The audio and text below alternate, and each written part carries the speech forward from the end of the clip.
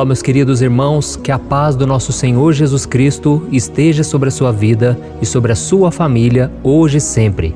Aqui quem fala é o pastor Antônio Júnior e hoje eu tenho uma palavra de Deus, irmãos. Uma mensagem que vai tocar profundamente no seu coração, vai mudar a sua visão a respeito da palavra de Deus e você vai aprender um pouco mais a crescer espiritualmente. Vai ser uma mensagem muito importante e depois eu quero fazer uma oração, eu quero orar por você, pela sua família, pela sua causa, então fique comigo até o final, tá certo?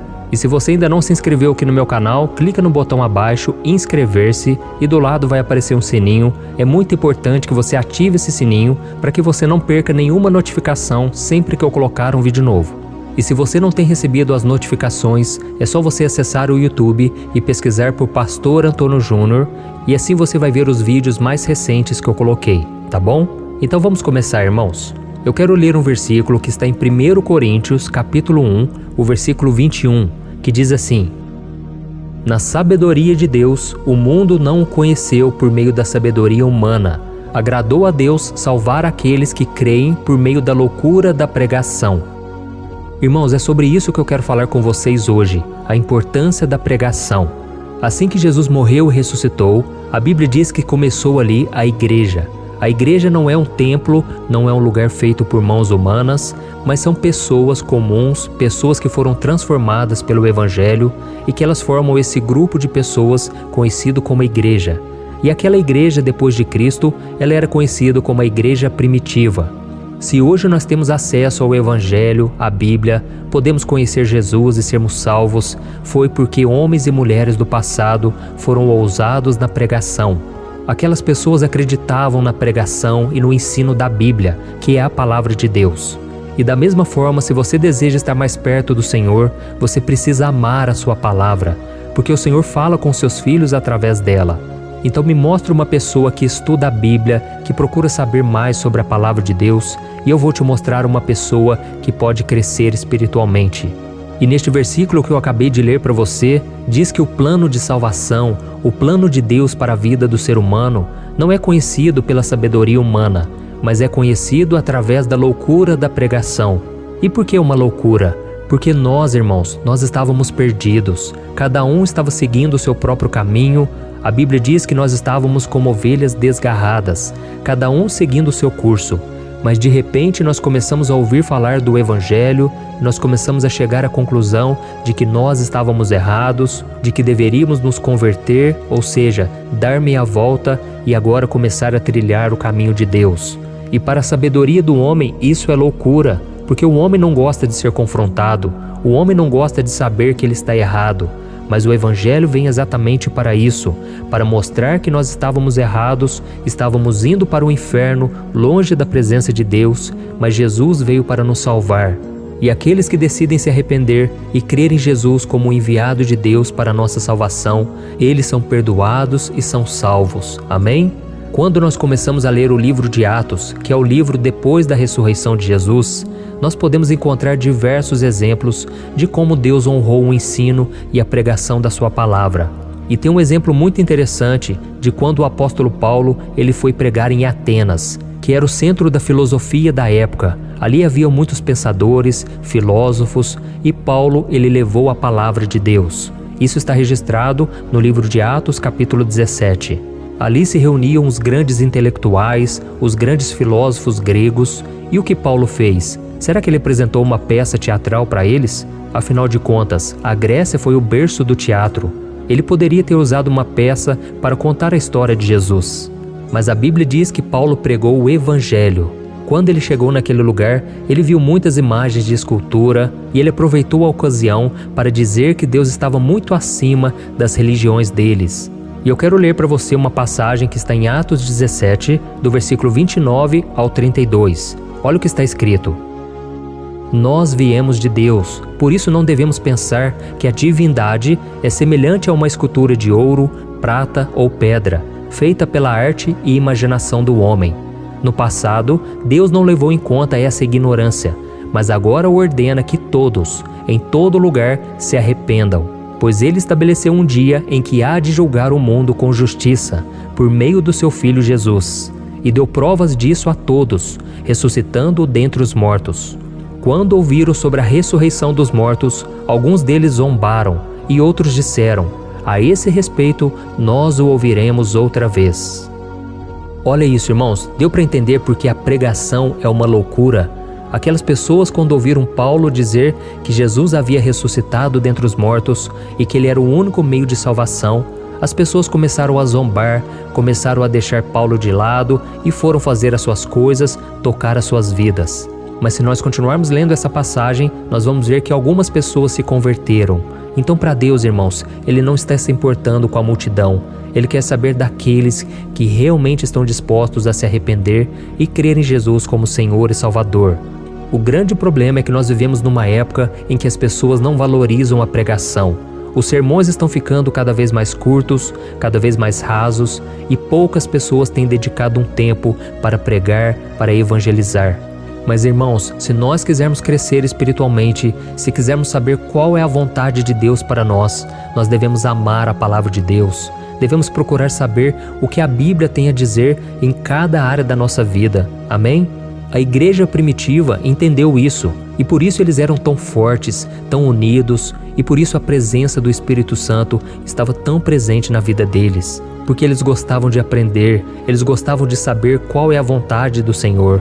Então, se você quiser ser um cristão forte, um cristão maduro espiritualmente, eu quero te convidar a todos os dias estar aqui comigo, não por causa de mim, mas por causa da mensagem que eu trago. Eu não sou nada, irmãos, eu sou apenas um mensageiro.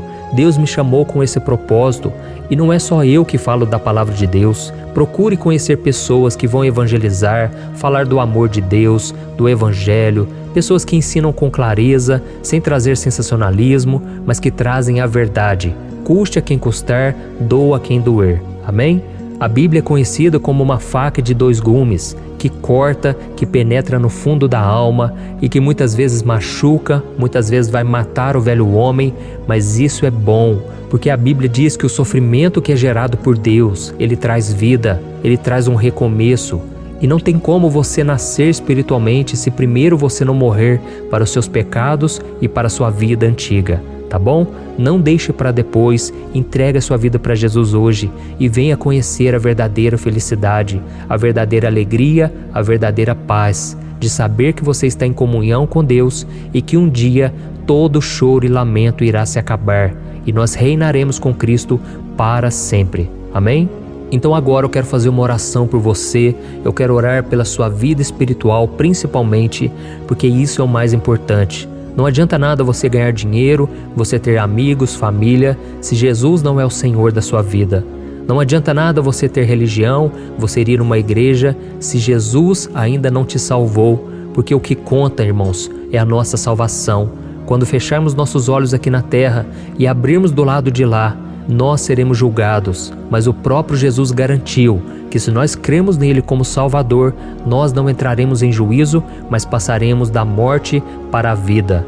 Ou seja, seremos salvos no mesmo momento e não entraremos em condenação. Existe promessa mais maravilhosa que essa, irmãos? Então agora eu quero fazer uma oração por você. Se você puder, feche os seus olhos e vamos falar com o Senhor. Senhor, meu Deus e meu Pai, eu quero te agradecer por este momento, Pai. Obrigado por mais um dia de vida, obrigado pela nossa saúde, obrigado por tudo de bom que o Senhor tem feito na nossa vida. Oh, meu Pai, os dias são difíceis, os tempos estão cada vez mais terríveis, ó Deus, mas na Tua presença existe abundância de alegria, na Tua presença existe delícias perpetuamente, como está escrito na Tua palavra. Senhor, e agora eu te peço, derrama da Tua presença sobre nós, perdoa os nossos pecados, ó Deus, assim como nós temos perdoado os nossos devedores.